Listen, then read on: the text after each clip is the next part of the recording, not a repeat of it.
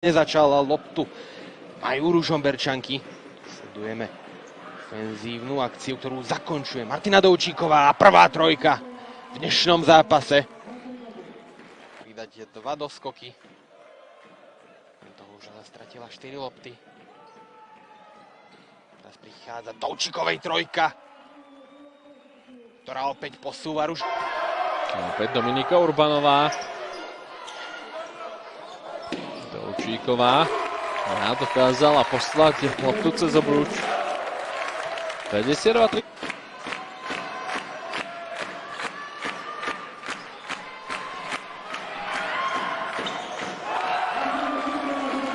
Presná strela Martiny. A teraz veľmi vysoko tam vyskočila jedna z hostujúcich hráčok. To Hadačová, Doučíková a je pokus za 3 body.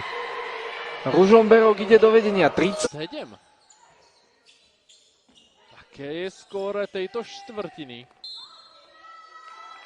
Medzi tým ale Doučíková bola faulovaná pri tejto strele. Publiky, ako som už teda spomínal, Holubová v rokoch 2017 až 2019 pôsobila v českom týme KP Brno. Následne až do konca sezóny 2. Je to vidieť aj na tom útoku. Ružomberčanky sa nikam neponáhľajú.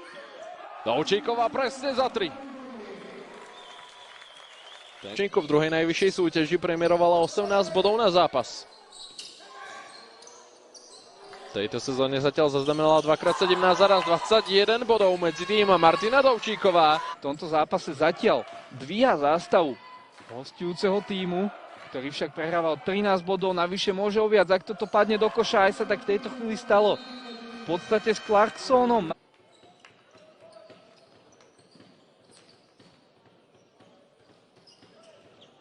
Ružomberok pokračuje v útočnom snažení.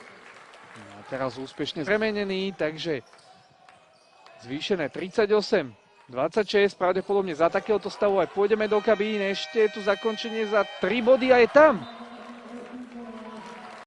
Michaličkovej, možno príležitosť na reparát.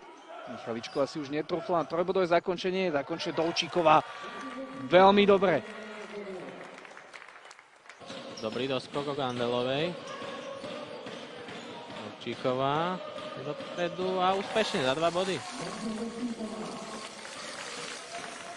Martina Doučíková, 8 bodový náskok Ružomberčaniek, je tu stále však.